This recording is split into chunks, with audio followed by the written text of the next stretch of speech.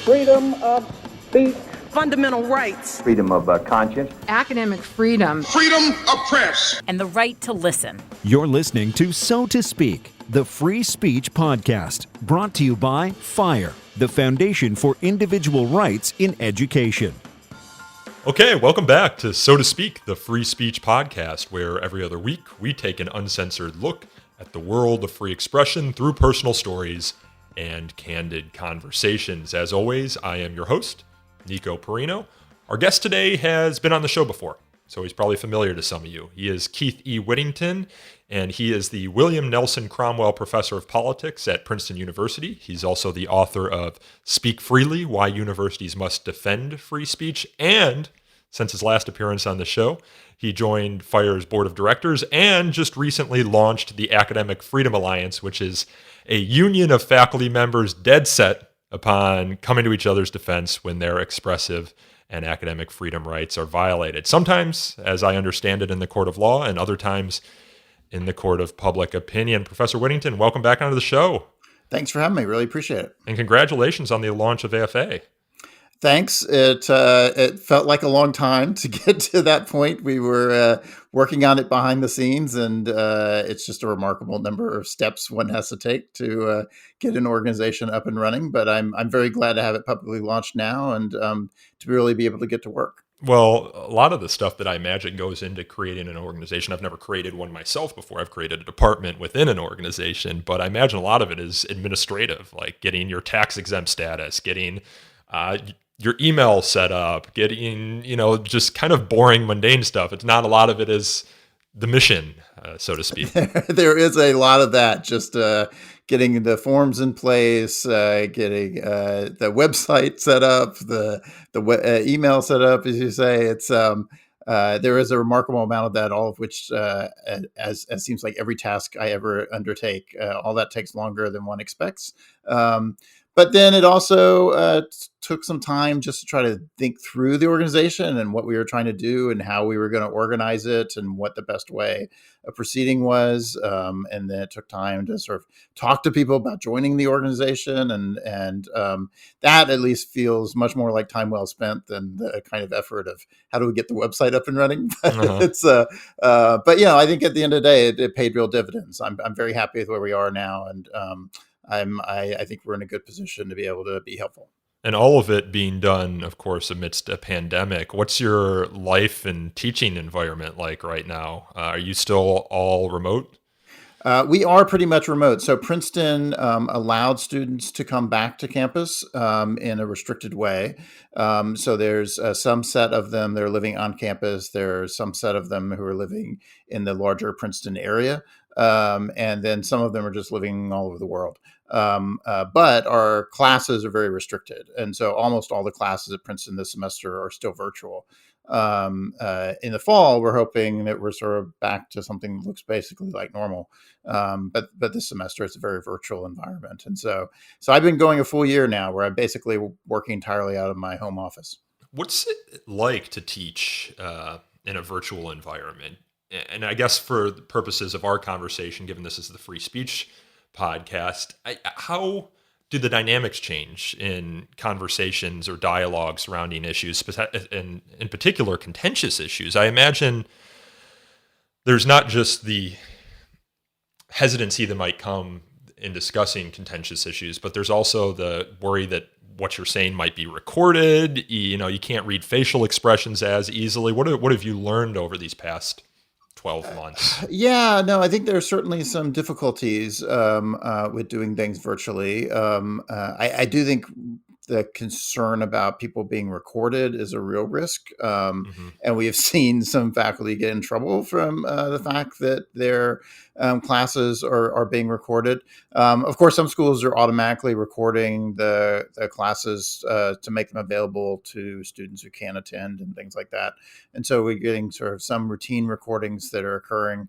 Most of my classes do not get routinely recorded in that way, but it's just easier for any individual participating in the class to record what's going on when you're in this virtual environment. And so I think there is a heightened risk that stuff might be exposed to the public. And I think that can make people a little wary about what they want to say. I mean, I think the other sort of more immediate challenge of doing a lot of these things online is you just don't have as much opportunity to get to know people. The personal interaction, even in the classroom itself, in addition to sort of the stuff that occurs, outside the classroom and as you're entering and exiting classes and the like, you miss that, and so there is a bit of a concern that people just don't feel as comfortable with one another to engage in conversation. I think we've had pretty good luck for the most part in the classes I've been doing.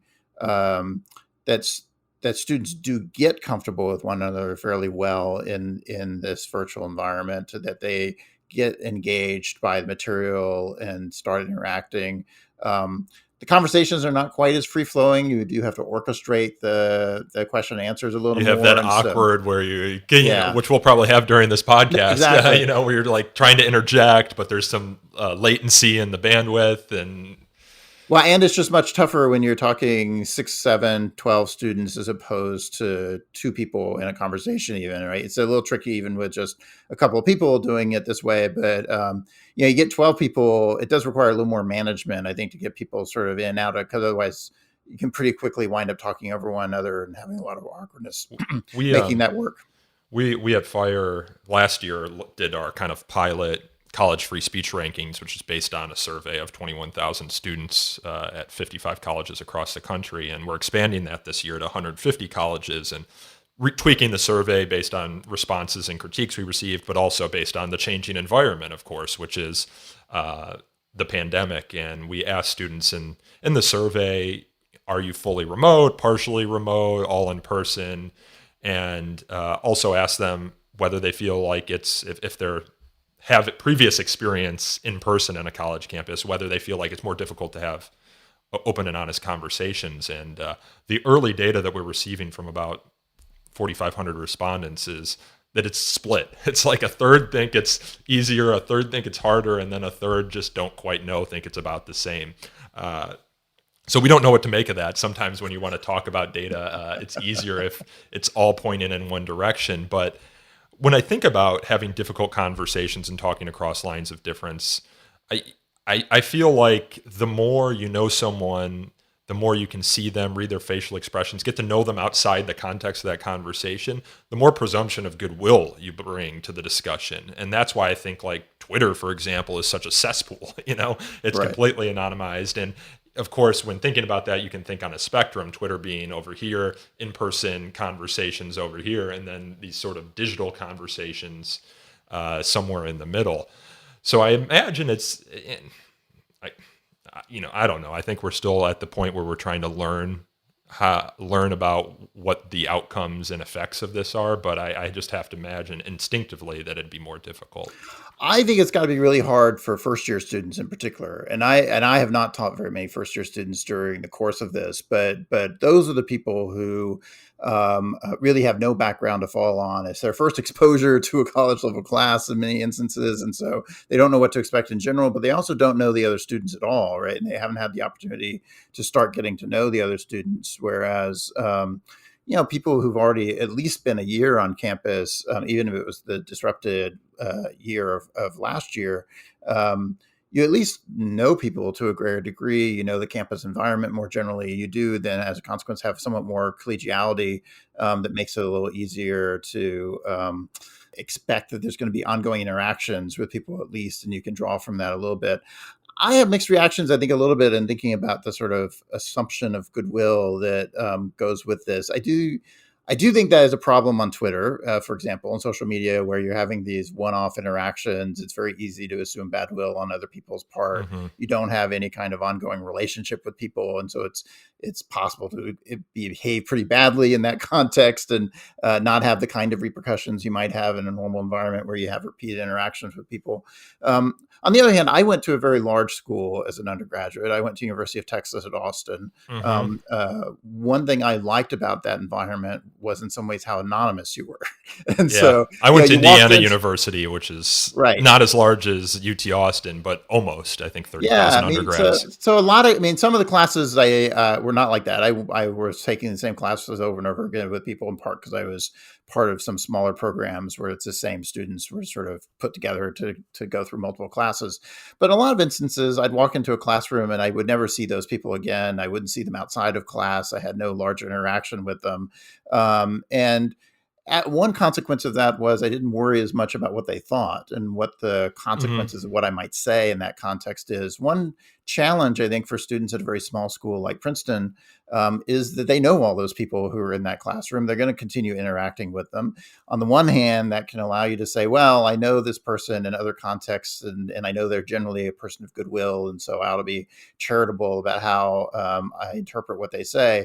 On the other hand, it also means if you say something particularly embarrassing or particularly controversial, that's going to carry with you for the rest of your 4 years potentially, and people aren't Yeah. going to let you forget it. And so it can make people, I think, somewhat cautious about what they're willing to say because the weight of what they say seems particularly heavy in that kind of context where even if they don't think it's going to be recorded, they nonetheless know that there is that this has consequences outside the immediate context of the classroom, and people are sort of second guessing themselves to some degree by worrying about what are people going to think because of this thing I said in class this one time. Yeah. That's actually one of the findings of our surveys is that students are primarily concerned, or I shouldn't say primarily, largely concerned about what their peers think of them. And that drives a lot of self-censorship. And, there's only so much you can do about that, of course, because we at FIRE adopt the strong student model, which is that you got to be strong enough to live with these freedoms. You have the freedom to speak out, but you also need to be strong enough to deal with the critique. But, I think now is actually a good time to get into the AFA because, last year was a heck of a year. And we were hearing reports from faculty and students across the country who were self-censoring, who were facing punishment for speaking out. You said you've been working on this a long time. I assume the impetus came last summer when FIRE was seeing hundreds-fold increases in its case intake, and faculty left and right were worried about the environment for academic freedom and open discussion. What led to the creation of AFA? Yeah, our conversations about it really began before that, although Oh, interesting. certainly some of our recruitment and our conversations with people joining the group were coming after that. But um, in some ways, there a group of us at Princeton have been talking for several years now about sort of the larger free speech environment, how students were thinking about free speech, not only in sort of in the specific context of campuses, but also more broadly. It's part of what led us then to want to adopt the Chicago Statement as sort of contributing to that national conversation about free speech. It's part of what led me to write the book Speak Freely as part of an effort to sort of talk through those things. And so we continued to kick around other ideas about, well, what can we do to help advance better understandings of these things, help better implement free speech principles in practice. One of the ideas one of my colleagues at Princeton had thrown out a while ago now was the idea of some kind of insurance policy for faculty so that they could avail themselves of legal protection and legal help if they found themselves in the midst of one of these controversies. And nothing really came of it right away until we found ourselves with a donor who was willing to put up some money and could say, "Look, I'm happy to help improve the situation in higher education." And then we started thinking, well, some of these ideas we might be able to put in practice, and that really sort of started coming together in the spring of 2020. And then it was this sort of lengthy process to get the thing off the ground, and part of that was trying to think about the details of, well, what exactly is this organization going to look like, and who ought to be members of it, and that kind of thing. But this does reflect, I think, our long-term concerns about where we are in higher education, where we are in these speech conversations more generally. It happens that we're now in the midst of an even greater crisis than we seemed to be a year or so ago. But it's been a worry for a while now about this situation, and it seemed quite evident we needed an organization like this even a few years ago, let alone right now. Yeah, a group of professors coming to each other's defense when they are, facing some of the free speech and academic freedom problems that we've seen across the country in recent years. Princeton being the ground zero. I mean, you talk about the adoption of the Chicago Statement. You talk about your book, Speak Freely, which I believe, correct me if I'm wrong, was assigned as like a first-year read or as a campus-wide read. Yeah, no, that's right. So our president, when he began his presidency, had begun a program of giving incoming first-year students a book to read over the summer that there was some programming connected to when they arrived on campus. One year, it was my book, Speak Freely, but he also distributed copies of that not only to the incoming first-year class, but to everyone else on campus as well. President Eisgruber has been quite vocal on the importance of free speech and academic freedom to what universities do. So it's been a very supportive environment in that sense. At Princeton, we have good policies in place. I think we implement them fairly well. We do have senior leadership that has spoken out on these issues. And so for I think a lot of us at Princeton, the concern is often less about what's happening immediately on our own campus than what's happening nationally, where lots of faculty find themselves at places where there's a lot less support for free speech principles. The policies are not as well designed to protect free speech principles. University leaders are not as committed, and they're more willing to cave under pressure when controversies erupt. And so those of us who are in relatively good positions to be able to speak out on these issues, I think have a particular responsibility then to be speaking out on these issues and help defend those who are in much more vulnerable circumstances. Yeah, Princeton's an interesting school because, as you know, Eisgruber has been vocal in defense of these values, and most recently in his State of the University letter, in which he not only defends free speech and academic freedom, but defends the larger enterprise of truth searching, which we protect in a university environment because, well, we protect free speech and academic freedom because it helps lead to truth. He also kind of echoes the Kelvin report, which was issued by the University of Chicago many decades ago amidst the uproar over communism and anti-war protests and all that, in which he said, which the Kelvin report said, and Eisgruber echoed, universities shouldn't take collective positions on hot-button social issues of the day, because doing so would have the effect of inhibiting the full freedom of dissent, which needs to thrive on a university campus. The idea being that you create a kind of pall of orthodoxy on a campus by taking positions on hot-button social issues. So his letter was fantastic, but at the same time, he kind of says, in some cases, however, my colleagues and I in the university and administration will need to speak up for what we call the basic tenets, including commitments to racial equity and inclusivity. What does that mean exactly? I mean, for many people, it can mean debates over policing, a social policy issue. It could mean debates over affirmative action or Title IX.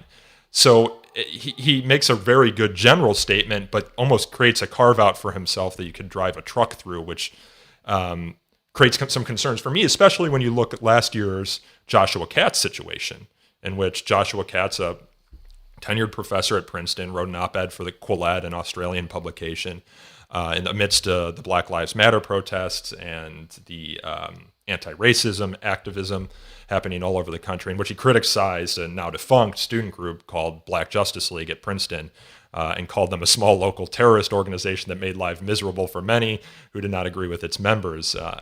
Eisgruber responded to the university community in that case, noting that Katz failed to responsibly exercise free speech, whatever that means. I don't know that you can irresponsibly exercise a right within the scope of that right, but that's a debate for another place. So, and on the one hand, Princeton is great, but on the other hand, you have these, and they're a red light school too, they've got a bad acceptable use policy, but on the other hand, you have these small issues that seem to pop up where they want to have it both ways. Yeah, no, I think that's fair. President Eisgruber, I think has been quite thoughtful about the circumstances under which a president should be able to issue statements. It has some real limits to it. He does think that in general, universities leaders ought to stay out of these disputes and let faculty speak out on their own behalf, but the institution itself should not be very involved.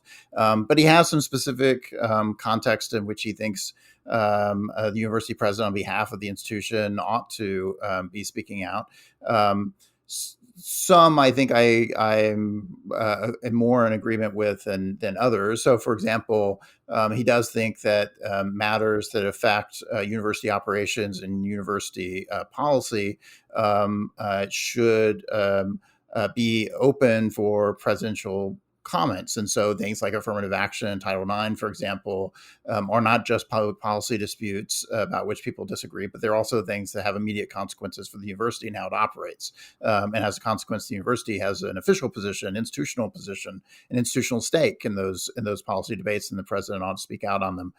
Some of these other areas, I think, are, and I'm actually quite sympathetic, I think, with that particular kind of category. Others, I think, are a little more difficult. And the one involving Joshua Katz is certainly one of them, I think, in which President Eisgruber thinks that there's more space there for the president to speak out and criticize, in this case, speak out and criticize faculty speech and things Professor Katz had said. I am not terribly supportive of presidents doing that, although I think that the threat is relatively small from that.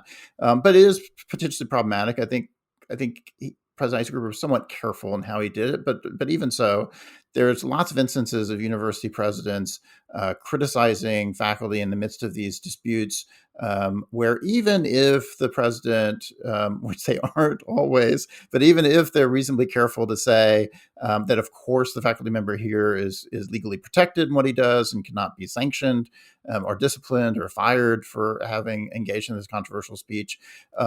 There's lots of other faculty on that campus who are likely to get the signal that they probably shouldn't speak out, not just because a university president might issue some kind of counter statement, but if you were a untenured faculty member, if you're an adjunct faculty member whose position depends on being rehired every semester to teach classes, for example, you would quite properly be pretty cautious about saying things that would earn you a presidential rebuke, out of fear that saying those things would not only earn you a rebuke, but also might lead to you not having your contract renewed.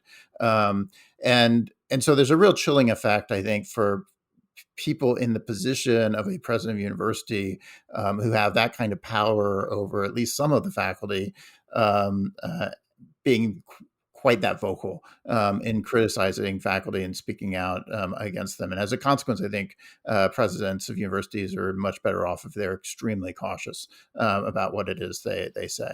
Yeah, I can only imagine the various demands and interests that a president of a university faces from all its various stakeholders: faculty, students, legislators, parents, donors to the university, and you're trying to please them all, right? But when you try and please everyone, you end up pleasing no one, is the way it ends up working out. And when you kind of venture into critiquing or criticizing a faculty member, I feel like it opens the door and gives people who want you to criticize faculty who they disagree with an opening to make further demands because they've seen it's worked before. I think that's right. Although I think that, one virtue of a place like Princeton, besides the policies and besides, I think, the general culture and a generally good university leadership on these things, one of the virtues of Princeton is it's very well resourced. And so as a consequence, it's possible to ride out these kinds of immediate controversies. It's possible that if donors say, look, I don't like the fact that you've got this faculty member on your campus who's saying these controversial things, I'm not going to give you any money this year, that Princeton will be fine without those donations. There's lots of other universities where that's much less true. They're much more dependent upon ongoing gifts. They're much more dependent on particular donors. in some cases, they're highly dependent on politicians. And so university presidents, I think, are in a very difficult bind in those places where a politician is breathing down their neck and saying, we don't know what your funding is going to look like next year because of this controversial professor. And the president's trying to figure out how do you get the politician to back off while also, hopefully, they're also thinking about how do you secure academic freedom. There's a situation kind of like that in Idaho right now involving Right. some sort of moral and ethics course that's a requirement for graduation. And apparently a student recorded a professor humiliating them for being white. And I say apparently because no one's actually seen the video, but so I don't know what's actually in it. I don't know if it actually constituted something like hostile environment harassment or discrimination. It very well could have, but they shut it down because of legislative pressure. And the legislature in Idaho had been looking to kind of end that course for a long time, and they might have found their opening. But just 2 points on this topic before we move on more to AFA is one, I can only imagine what it's like to be a professor who receives a presidential rebuke, especially at a prestigious and world-renowned university like Princeton. If I saw the president of my small organization fire doing that with employees, I would be horrified. And I'm sure my other employees would be very careful about what they say in the future, knowing that that's a possibility. But I've also seen presidents do it to students. We've seen presidents do that to students and talk about, I'm not saying it is hostile environment, but talk about a hostile environment on campus for you. I have to think it does create a profound chilling effect, and one that would really affect the environment for freedom of expression and open discourse on campus. I do think it's important for all of us on campuses to bear in mind the power relationships involved in some of these conversations. And so university presidents have a lot of power. And so I do think as a consequence of that, they have to be somewhat careful in what they say.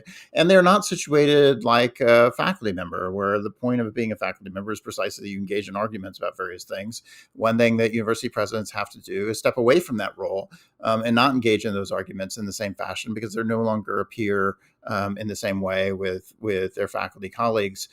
Well, that's what the Kelvin report said, is we are the host of the critics, not the critics themselves. No, that's right. That's absolutely right. But it's also true, for example, as a faculty member writing about campus free speech issues lately, for example, I've also been pretty cautious about what I say about students, and which complicates talking about campus free speech, because on the one hand, the controversies involve students. Students are often the ones calling for faculty to be fired or shutting down, making illiberal demands. They're making lots of illiberal demands. Defend their right to make those illiberal demands, but we will morally and ethically argue against them. Right. And so, on the one hand, so you want to argue about the substance and you want to focus on the arguments themselves. On the other hand, what I also want to be somewhat careful not to do is single out the student themselves and throw a lot of ad hominem attacks out at individual students, and in part because they're students and they're learning, and they may in fact change their views over time. And I don't think I want to assume that some student who writes an op-ed in a student newspaper is wedded to that position for the next 20 years. And so I don't necessarily want to single out that student in, for example, a book about campus free speech issues. But on the other hand, I'm also aware of the fact, at least, that as a professor, I'm encountering those students in a different way than if I was a peer of those students and criticizing them for their speech. And so, again, that has sometimes led me to want to engage in the substance of the arguments, but try as much as possible to separate it from the author of those arguments, so that as much as possible, I'm not attacking the individuals.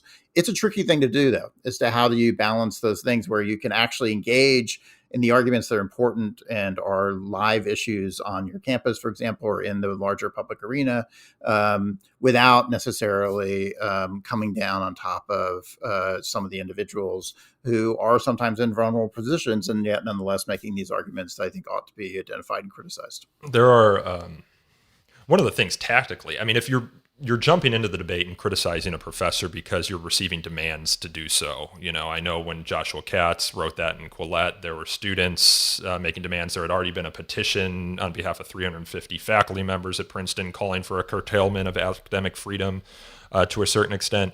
But we have seen tactically professors who make a strong and unequivocal statement in defense of free speech and academic freedom without saying anything about the content of the speech. When they do that publicly, it takes the oxygen out of the debate or the calls. Like, for example, the best gold standard I've ever seen was in 2001 when University of Alaska President Mark Hamilton, in response to demands to punish a poet on campus who had written a poem about sexual abuse in Native American communities, issued a memo, one-page memo. He was a former lieutenant general in the Army, so he was very saying, where free speech and constitutional values are concerned, there is nothing to investigate, there is nothing to look into. Essentially, that was it. Because there were calls to investigate, to punish, and he said there's nothing to investigate where the First Amendment is concerned. And then I think those kind of minimal, straightforward statements are the best ones, and really they ought to be the model for what university presidents do. That's what you got at the University of Arts too, with Camille Paglia a couple of years ago. Yeah. Took the air right out of the room, out of the demands. Right. Controversy ended right there. Right. No, I think that's the best option, and I think. Sometimes university presidents simply want to do more than that. Sometimes they're under a lot of pressure to do more than that. I think sometimes they're just not thinking it through as well as they should. But I would certainly prefer that university presidents essentially always take that position of, and I'd be happy if they added to that. Not only is this protected speech and therefore there's nothing to investigate, nothing to do about it. But in addition, even to emphasize that we expect to have controversial speech on college campuses. College campuses are, as the Calvin Report emphasized, they are places that are homes to controversies, home to disputes, home to arguments, and this is in fact the brand. And so there is such an instinct on the part of university presidents to say, well, we've been selling students and parents on the idea this is a happy, fun place to spend your time. And we don't do nearly enough, I think, to advertise to them. This is a place where we're going to take ideas really seriously, and we're going to have serious arguments about ideas that sometimes you're going to find difficult, and you're certainly going to encounter things that are going to be controversial in the midst of those, and that's good. That's what you would hope to get out of your college campus. And I find it a little unfortunate. University presidents, I think, are very unwilling to make that positive case for what it is we're doing on universities and why we're doing it. Speaking of controversial ideas, is your fellow colleague Peter Singer a member of AFA? Because I had him on the podcast last year to talk about his Journal of Controversial Ideas, and he seems very on board with everything that you're saying here. He is. No, Singer's very good about these issues, as you'd expect. He's certainly, well, I guess these days you can't expect it necessarily, but the fact is that he has lots of controversial ideas himself. He's not someone that's unfamiliar with the kinds of calls for being punished and fired as a consequence of making arguments on behalf of controversial ideas. And some people, though, who do that are actually not very good on the free speech front. They want their own rights to speak out defended, but they actually don't care very much about other people's rights. And sometimes they're actively involved in trying to suppress other people. That's not true of Singer. Singer is somebody who understands these are important principles generally in universities. He's willing to defend everybody in the speech rights that they engage in, and believes in universities as being places where we actually argue and debate about controversial ideas, not just that we develop orthodoxies about controversial ideas. And so Singer, in lots of ways, is the very model of what you'd want a professor to be like. You're saying that, this reminds me, it's like, it's very easy to support these values in the abstract. And you find that in polling.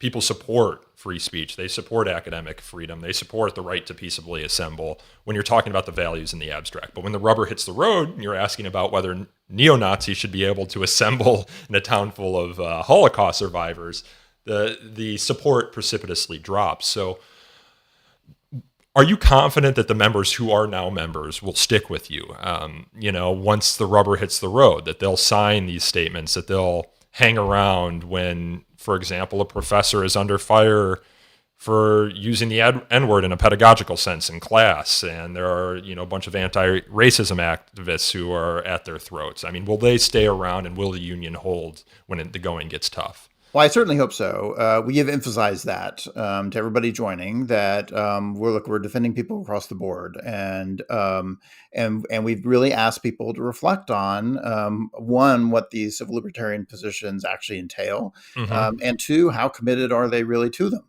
And there's all kinds of reasons why you can imagine when you get off the bus on some of these controversies. You can imagine simply thinking that you do not want to spend your time and energy defending people who you that deeply disagree with. Even if you actually believe in the principles themselves, you may think, I don't want to be on the front lines dealing with these kinds of controversies. You might imagine that, in fact, the more you think about it, that there are at least some boundaries that you're not willing to cross, and that there are going to be some kinds of speech that is legally protected within bounds for what universities can do.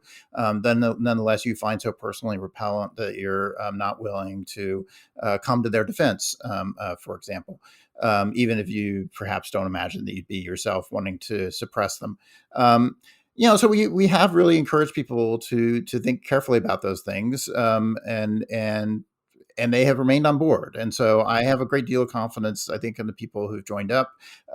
Some of them, I have a lot of reason to be confident about it, because a fair number of them are First Amendment scholars and law professors, and others who actually have spent a fair amount of time thinking about these issues, understand the broader principles at stake. I think others are further removed from these. This is not part of their day-to-day scholarly life, not something they think about all that much. And so we've tried to encourage them to think carefully about what it is they're signing on to. And so I have a fair amount of confidence, but we'll see. I do think it's going to be terribly important. Partially, it's very important in assembling the members of the alliance. We emphasize that we are non-ideological. We are going to defend people from the left and the right. We're going to defend people across the board. We're not coming at this from a single direction. We're not only interested in defending people for certain kinds of attacks or who have certain kinds of positions. And that was a message that had a lot of resonance. People were enthusiastic about that kind of project. They were happy to be joining a group that was as cross-ideological as we are, and so they wanted to build a broad coalition. I think part of it, and so we've done a great job so far. I think people have come on board, committed to these principles. I do think there's going to be a challenge when we actually encounter and start defending specific speech acts, both in the sense that you could easily find yourself having to defend somebody who perhaps has not behaved in the most judicious fashion possible. Perhaps they've really staked out a set of positions that people find particularly abhorrent, and yet we're going to be asking people to defend people in those circumstances. And so when the rubber hits the road, that can be difficult sometimes. And of course, we have promised that we will be defending people across the board, that this is not just concerned with defending people on one side of the political aisle or the others. But it's entirely possible you may get a slew of cases that all do lean one direction, politically speaking. And so in any given moment, you may look at it and say, well, look, the last 5 cases you took were all from the political left or all from the political right. What's going on here? And so it's going to be and that Ira Glasser, who's a big mentor for me, ran the ACLU for many years, always said and always tells me, he's like, you guys don't pick your clients. Right. The censors or would-be censors pick your clients. So you can't help if at that time all of your clients are coming from the political right or political left. It's just what's going on. And I would encourage you. I would just say, don't be worried when you lose members, because you will lose members. That's probably baked into the business model, is that people, once they see how it actually goes, will, jump off ship. But the people who remain will be a strong force for good on these campuses. I mean, you've got 200 already, which is a huge number. It's a large number. Even if it's just 10, it is helpful to the cause. Right now we're not getting any. And moreover, it's going to be more. And so when we first started thinking about this, we thought, maybe we can get a few dozen people who are willing to do this. Which would still be huge. Which would still be huge. And if they're the right people, that would be terrific.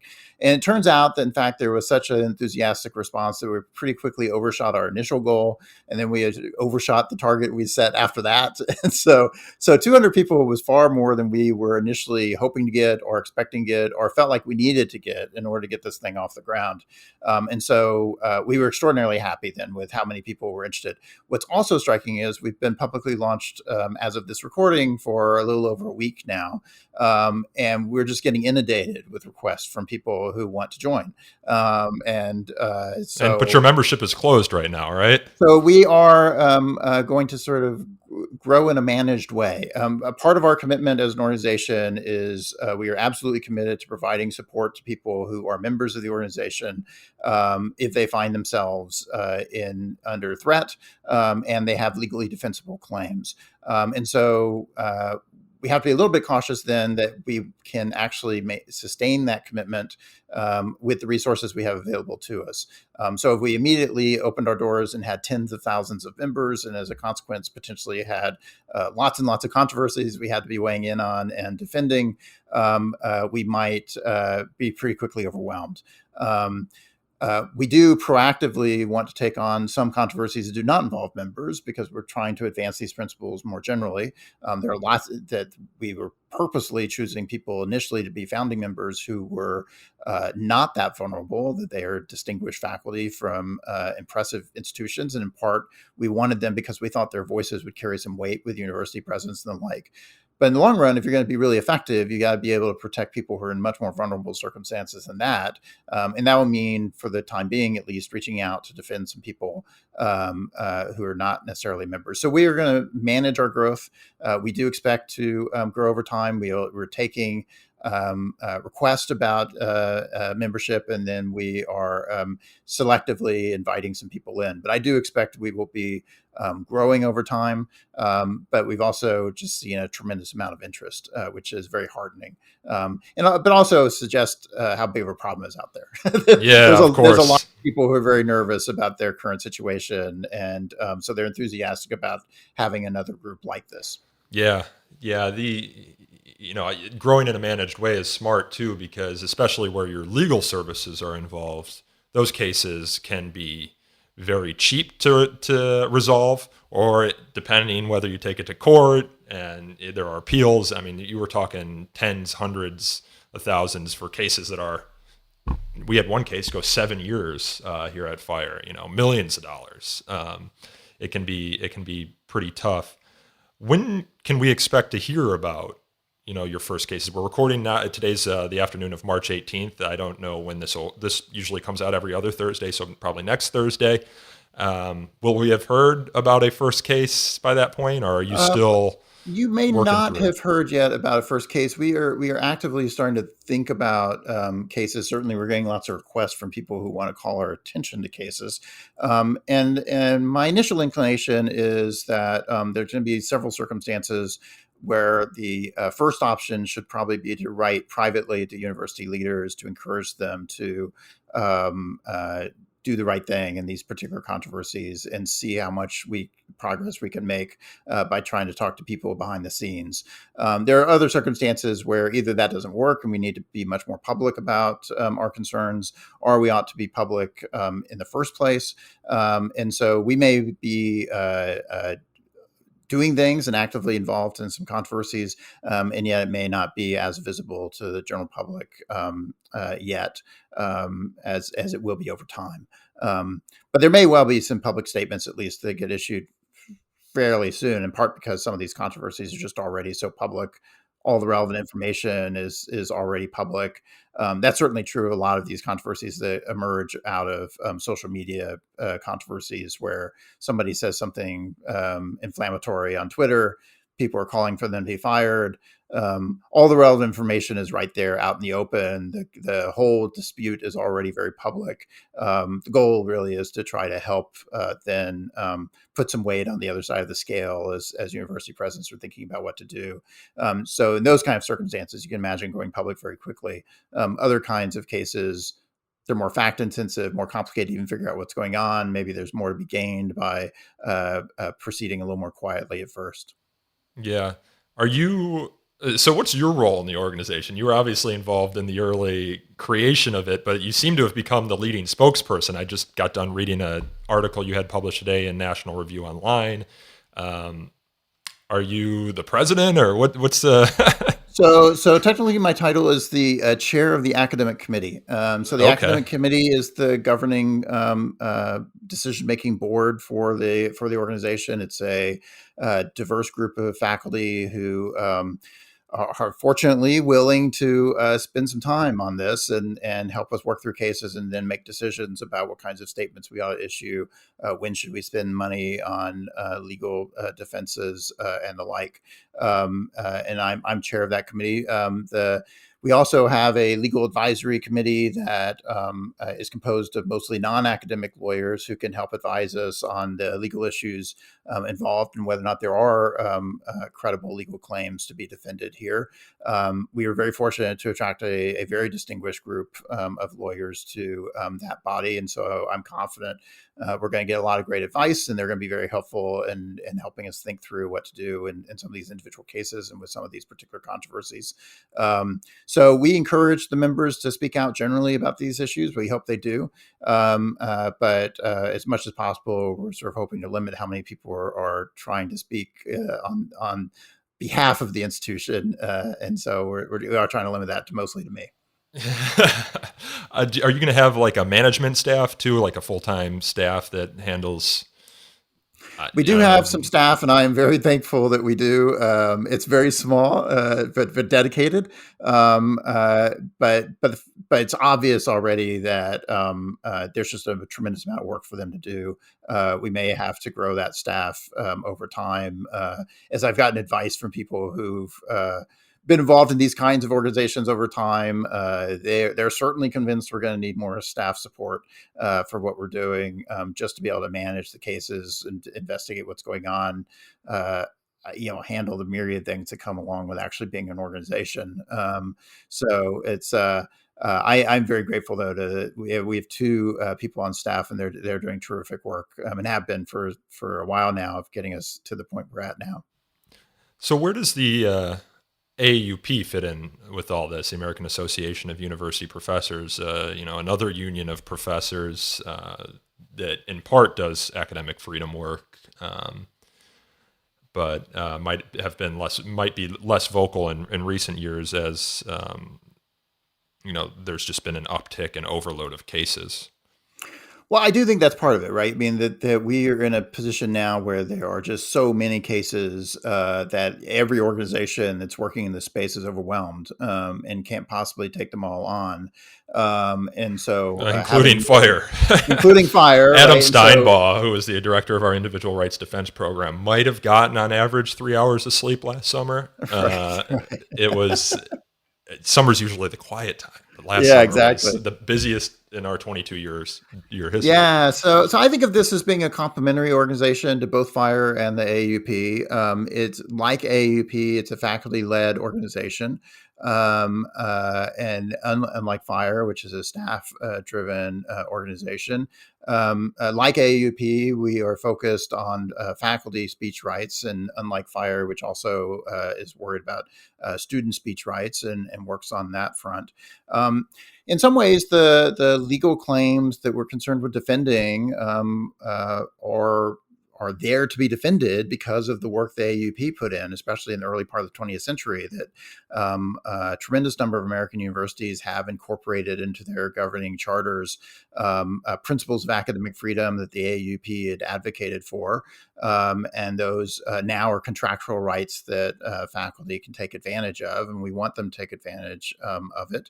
I think the AUP's traditional model of how they operate has been somewhat slow and deliberate. They're often coming in after the fact and deciding whether or not to their traditional tool for sanctioning and discouraging universities from engaging in bad behavior is to censure institutions for things that they have done in the past.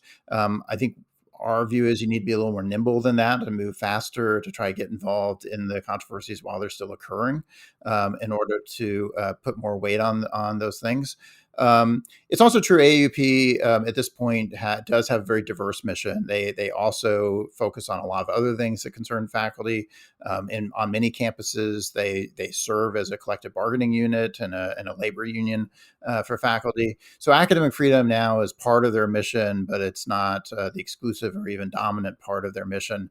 And so I think there's room for an organization that is also faculty driven, shares basically the same principles of academic freedom that AUP was founded on, but is much more narrowly focused on this specific mission and does not get entangled in a variety of other conflicts that are also important and concern faculty, but I think we want to be very focused on what we're doing. Are you all a nonprofit tax exempt organization? Where do people go to if they want to support you all who and they're So not we are a nonprofit. Our tax status is pending, but we are in the probationary stage, I guess, and well on our way to having that finalized. So we do expect the donations to be tax deductible. We have a website up and running for Academic Freedom Alliance. And there's a donation button right there conveniently on the page. And we are certainly actively seeking donations. This is going to be an expensive enterprise if we're going to be effective. As you say, it costs money, and it's not always predictable as how much money it's going to cost to provide legal support to individuals in these situations. The more funds and resources we have available to us, the more we'll be able to do, and the better job we'll be able to do in actually advancing the protection of free speech on campuses. And so we're actively in the business of trying to raise more funds so we can embark on that mission and pursue it more aggressively. You all have the website URL of academicfreedom.org, which it just astounds me that URL was available. It's perfect. So I'd encourage people to go check it out. The website looks great as well, too. By way of closing here, Professor Whittington, just want to get your general perspective. You've been teaching for a long time.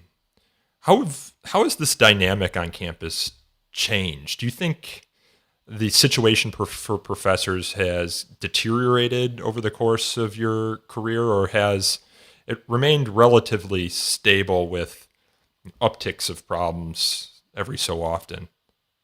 And just your engagement with the students. Right. I mean, are the students becoming more involved in these sort of campaigns to censure professors in a way they weren't previously?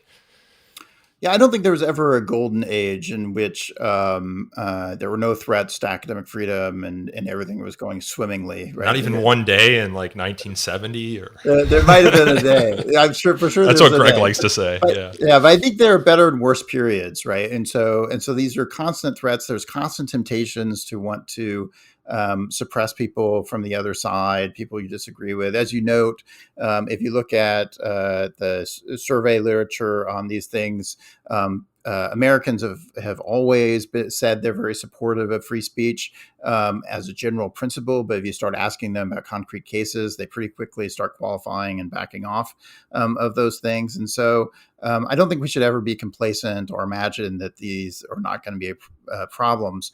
But having said that, I do think that when I was starting my academic career in the mid-90s, it was a better situation, all things considered, than it is now. I mostly took academic freedom issues for granted, partially as a function of the kinds of institutions I was at. It was easier to do than it might have been even then at some other places. But I think we're now in a environment that is broadly much more hostile to free speech and academic freedom than it was even 10 years ago. Faculty at a much wider swath of universities and across a much wider array of disciplines are concerned about these issues and worry about these issues now compared to what was true 10 or 15 years ago. So, for example, it was once the case where I think the colleagues in the sciences would sort of look on the other side of campus and say, you people have a lot of problems over in the humanities and social sciences. Thank goodness we don't have any of those problems over here. Back to the lab. And that's just not true anymore. I think instead now they look around and say, wait, this stuff is now an issue for us too.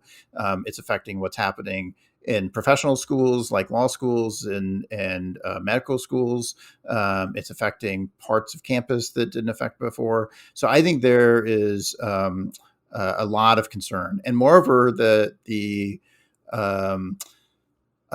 sources of threats to academic freedom are quite expansive these days. And so I do think it's true that students are frequently calling for faculty to be fired in ways that was not so true 10 or 15 years ago.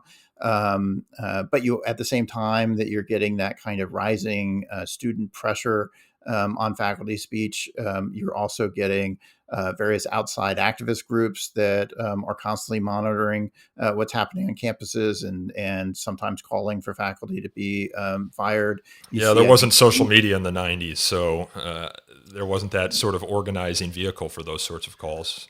Yeah, I think it's both. The internet makes it easier to mobilize that kind of opposition to free speech, and it also makes faculty speech much more visible than it was before, right? That there's one thing about social media is the world is now getting some impression of what the unfiltered views of faculty are, and they don't always like it. There's real risk of people being that visible on social media, and it generates a lot of these kinds of controversies as a consequence. And so in some ways, you can look across the last 100 years and pick out, sometimes politicians are a problem, sometimes donors are a problem, sometimes students are a problem for the state of free speech on campus and academic freedom. We're now in an environment when they're all a problem. And so there's just a lot of forces arrayed against academic freedom. And so I think it's all hands on deck then in trying to protect this and hopefully secure these kinds of protections for the next generation of faculty. Yeah, when I first started as a full-time staffer at FIRE in 2012, we thought we were busy then, and I kind of look back at those times like the Shire. You got the from the Lord of the Rings, you got beautiful green grass, and there's birds chirping and music playing and fires in the hearth. And now I feel like we've been amidst Mordor since 2014, and it's just constantly a struggle. No, it's a lot of truth in that. I mean, if you had asked me 10 years ago if I'd be even joining an organization like this, let alone leading an organization like this, or if I'd be writing all the time about free speech issues. I mean, I as you say, I teach constitutional law. I write about constitutional law as well as other things. But I mostly focused professionally on separation of powers concerns and federalism concerns and other structural features of the Constitution. I didn't spend a lot of time writing about rights issues, including free speech issues, even though I was teaching it. Now it's on my agenda. Now it's taking up my time and energy, but it's also more on my scholarly agenda. It's more what I'm researching and writing about, precisely because it has risen in importance and it really demands attention in a way that I wasn't expecting. Well, Professor Whittington, I think we'll have to leave it there. It's great to have the Academic Freedom Alliance joining us in the cause. It's great to have you on FIRE's board of directors. You're my boss, technically. So please give me a good review on this one. Yeah. If you can criticize, just email me. Don't email my direct reports. Right. But very excited to have you aboard, and thanks for coming on the show. I really appreciate it. Thank you. That was Princeton professor Keith Whittington. He is a founding member of the Academic Freedom Alliance, which you can learn more about and donate to at the best URL out there, academicfreedom.org. What a great URL. So jealous of that. This podcast is hosted, produced, and recorded by me, Nico Perino, and edited by Aaron Reese. To learn more about So to Speak, you can follow us on Twitter at twitter.com/freespeechtalk or like us on Facebook at facebook.com/So to Speak podcast. You can also email us feedback at sotospeak@thefire.org, and we also take calling questions, which you can leave a voicemail for at 215-315-0100. If you enjoyed this episode, consider leaving us a review at Apple Podcasts, Google Podcasts, or wherever you get your podcasts. They do help us attract new listeners to the show. And until next time, I thank you all again for listening.